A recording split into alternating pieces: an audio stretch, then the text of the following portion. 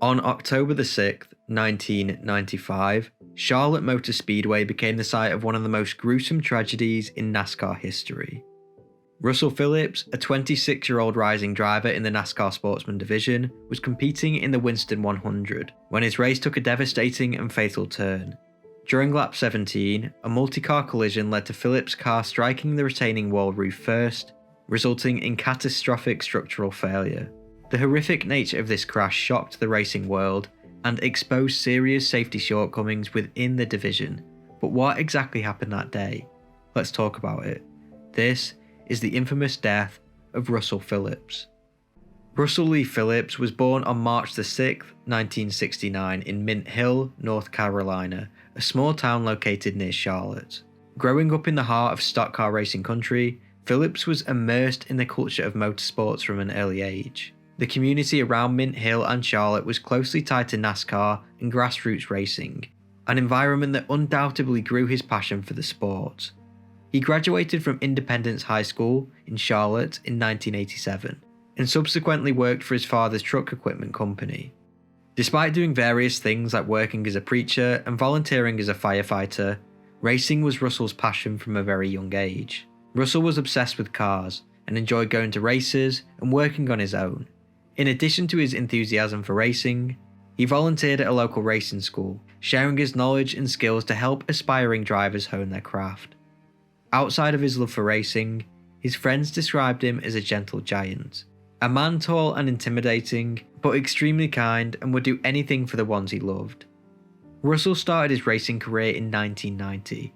He raced out of pure passion, barely making any money on it but doing it because he genuinely enjoyed it. He even met his wife Jennifer at one of his early races. He began racing on short tracks in the Carolinas, competing in regional events where he built a reputation as a pretty good driver. In the same year, 1990, he moved to the NASCAR Sportsman Division, a series designed to help emerging drivers develop their skills. Unlike many competitors backed by professional teams, Phillips managed his own racing operation, driving the number 57 Chevrolet. He secured sponsorships from local businesses, including Mulliswell Drilling and later Hendricks Office Machines, which allowed him to compete against more well-funded teams. Whilst his early results were modest and he received little media attention, Phillips gradually improved his craft. By 1993, he achieved a personal best finish of 8th place in the Sportsman Division event. This brings us to 1995, where Russell earned his first pole position at Charlotte Motor Speedway, recording a lap of 157 miles per hour, a highlight of his racing career. This meant that he started his next race of his career at the front, and that race was in the NASCAR Sportsman Division at Charlotte Motor Speedway on the 6th of October, 1995. The race was a preliminary event leading up to the NASCAR Cup Series weekend and was designed to provide less experienced drivers with the opportunity to compete on a larger stage. The Sportsman Division often attracted drivers with various levels of skill and experience. Charlotte Motor Speedway, located in Concord, North Carolina, is one of the most iconic and celebrated racetracks in motorsports. Often referred to as America's home for racing, it has been a centerpiece of NASCAR competition since the 1960s. The race began and it started well for Russell, as he retained his spot in first place for the first 2 laps before falling back through the field. By lap 17, he was running mid-pack in 10th place, in the middle of a group of tightly bunched cars. These races were often unpredictable, and this race proved no different. On lap 17, as drivers exited turn 4, contact between 2 cars in front of Phillips triggered a chaotic sequence of events. Attempting to avoid the incident, another car struck Phillips from the side, causing him to lose control.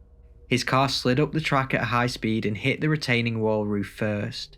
This collision with the roof was devastating, so violent that the roof and roll bars of Phillips' car were completely sheared off. This failure of the car's protective structure left Phillips exposed, and he died instantly from the injuries sustained in the crash. Spectators and drivers alike were stunned by the extent of the damage.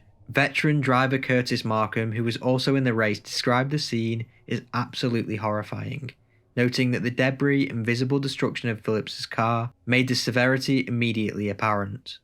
One eyewitness described the crash as the worst-case scenario. Phillips's body was described as dismembered and decapitated due to his collision with the catch fence and caution light fixture. In the video footage captured during the aftermath of the tragic events, one of the first responders is seen sprinting towards Russell Phillips's wrecked car. However, upon reaching the vehicle and catching sight of the devastating scene inside, the rescuer quickly turns away, visibly shaken. The graphic and catastrophic nature of his injuries made it immediately evident that any effort to provide resuscitation would be futile. The track was scattered with debris, blood, and body parts. This was truly a horrific scene. The race was red flagged as emergency crews arrived at the scene. Despite their swift efforts, it was quickly determined that Phillips had succumbed to his injuries. The atmosphere at the track shifted from excitement to disbelief, with fans and participants struggling to process what they had just seen. Freelance photographer Tom Whitmore said, "It looked like someone had taken a can opener to the roof. It was like there was a cave where the roof was supposed to be, like someone had scooped it out. That's as gruesome a wreck I can ever recall." They found Russell's helmet at the entrance of the pit road. Rescue workers quickly covered Phillips's body with a sheet and used a large yellow tarp to shield the scene from the crowd. They then gathered white linen sheets to mark areas along the track and in front of the empty fourth turn grandstand where human remains had been found. In what I can only describe as an insane decision, they actually restarted the race 40 minutes later. After the race had finished, an investigation was then launched. The investigation into Russell Phillips's fatal crash during the Winston 100 on October 6, 1995 was led by NASCAR and supported by track officials and independent experts. The inquiry sought to understand the circumstances leading to the tragic accident, with a particular focus on the catastrophic failure of the safety structure in Phillips's car. Initial findings indicated that his Chevrolet had struck the retaining wall roof first after losing control in the collision. The impact's angle and force were extreme, resulting in the complete shearing away of the roof and the roll cage. This left Russell unprotected, proving fatal. NASCAR officials confirmed that the roll cage design in the Sportsman Division cars did not meet the same standards as those in higher tier series like the Winston Cup. According to the Charlotte Observer, NASCAR pledged to conduct a thorough review of both the crash and the Sportsman Division as a whole. The investigation emphasized the inadequacies of the division's safety regulations, which allowed teams to modify older cars, sometimes resulting in reduced structural integrity. A source from the Star-Gazette noted that officials examined whether Phillips's roll bar had been improperly welded or if modifications weakened the car's protective framework. Track officials also collaborated with safety experts to analyze the crash dynamics.